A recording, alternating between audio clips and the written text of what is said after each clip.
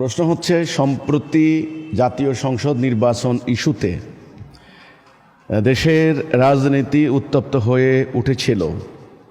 অবশেষে খবর পাওয়া যাচ্ছে আগামী 12ই ফেব্রুয়ারি জাতীয় সংসদ নির্বাচনের দিন নির্ধারণ করা হয়েছে। আপনি কি মনে করেন নির্বাচনের তারিখ নির্ধারণের মাধ্যমে বাংলাদেশের রাজনীতির অনিশ্চয়তার অন্ধকার কেটে যাবে? এই ধরনের পরিস্থিতি অতীতে আমাদের সামনে বহুবার এসেছে। আমরা আশান্বিত হয়েছি, আশায় বুক বেঁধেছি যে আমাদের এবারে বোধহয় সমস্যার সমাধান হয়ে যাবে, আর বোধহয় বাংলাদেশে হানাহানি হবে না, রাজনীতির নামে ধাপ্পাবাজি হবে না, অপরাজনীতি মিথ্যা মামলা হবে না, হত্যা গুম লুটতরাজ হবে না, অর্থ পাচার হবে না। কিন্তু হয়েছে 53 বছর কিন্তু একই দৃশ্য। বাংলাদেশে এখন একটা সরকার ব্যবস্থা আছে যেটা আমরা বলি ইন্টারিম গভর্নমেন্ট। তো ইন্টারিম গভর্নমেন্টকে নানান দিক থেকে চাপ দেওয়া হচ্ছে। ইন্টারিম গভর্নমেন্টও প্রথম থেকে গোঁ ধরেছেন যে আমরা সংস্কার করব, সংস্কার না করে আমরা ছাড়বো না যতদিন জনগণ চায়।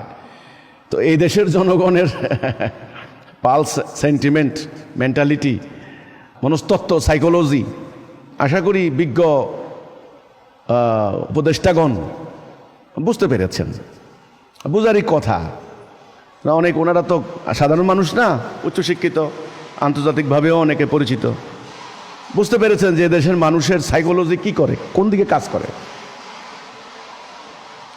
সংস্কার করা এত সোজা না। কাকে সংস্কার করবেন, কাকে সংস্কার করবেন? আমার প্রথম প্রশ্ন হচ্ছে এটা।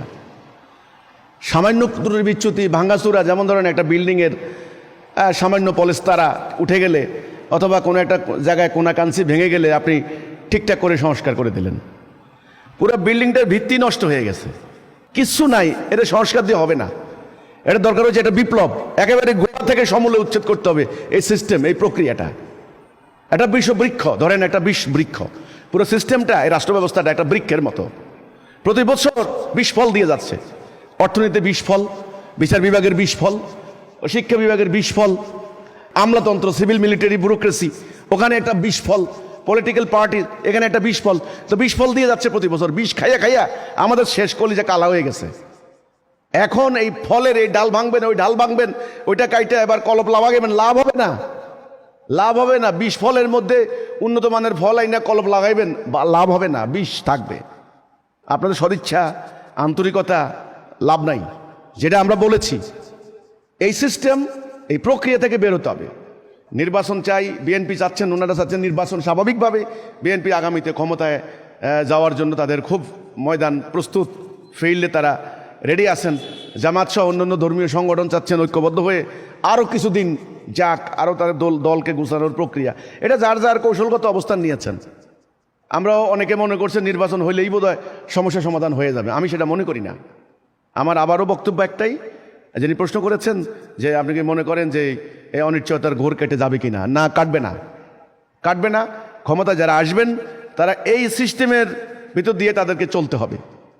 পুরো জাতির যে একটা মানসিকতা সৃষ্টি হয়েছে, দশকের পর দশক ধরে এই ধাপ্পাবাজের রাজনীতি, ধান্দাবাজের রাজনীতি করতে করতে করতে করতে এই জনগণের, ভোটারদের মন মানসিকতা এমন হয়েছে, এখানে সুস্থভাবে কেউ রাষ্ট্র চালাতে পারবেন কিনা আমার সন্দেহ আছে।